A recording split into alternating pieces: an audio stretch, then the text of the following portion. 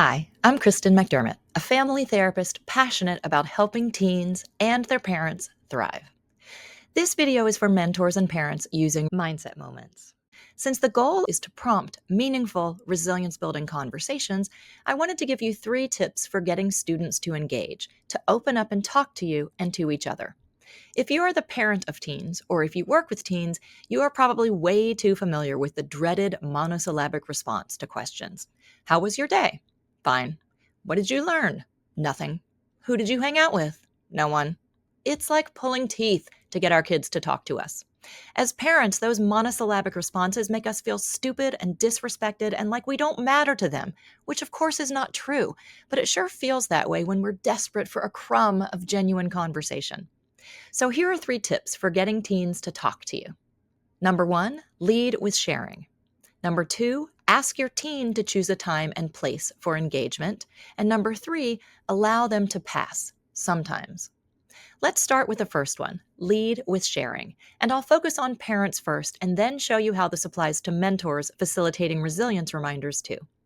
Here's the thing.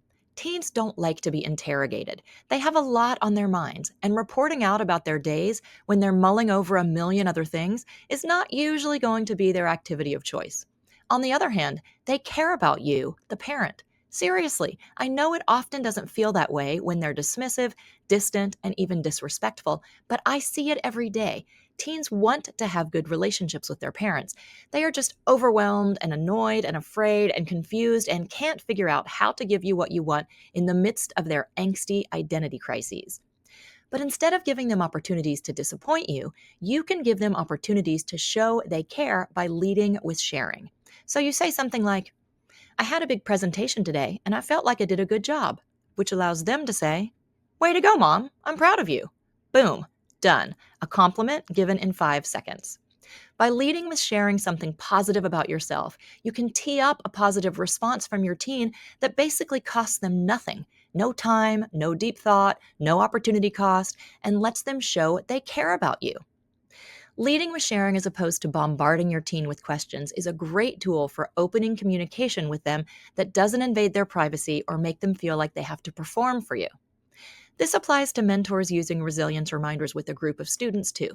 The goal of resilience reminders is to get the students to share first and to spark a conversation based off students sharing with each other.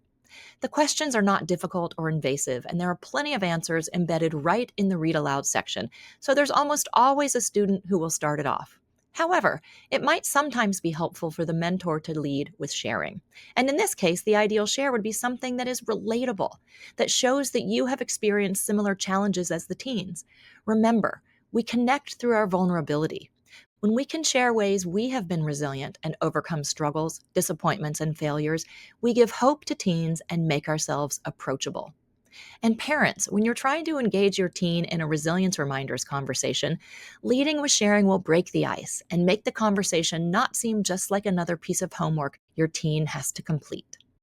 So, number 1 is lead with sharing. Number 2, ask your teen to choose a time and place for engagement. What I mean by this is you have a right, as the parent, to expect your teen to engage with you, to spend some time each day or week catching you up on what you need to know and having a genuine conversation.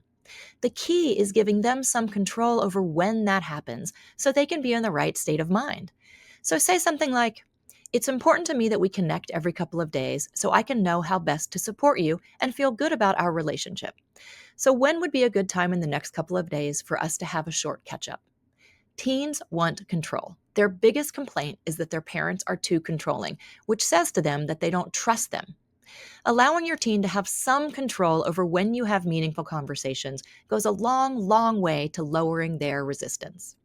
How does this apply to mentors? It doesn't, because the time and place for the conversations is set by the school or club. But number 3 will help. Number 3 is allow teens to pass on talking, sometimes.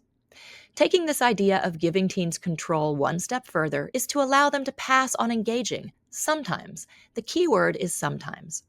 For parents, I consider communicating with their parents a responsibility teens must uphold in order to be afforded their privileges. So, while it's okay to pass sometimes, not being willing to engage in regular, genuine conversations would be a reason to do whatever it takes to reset the relationship.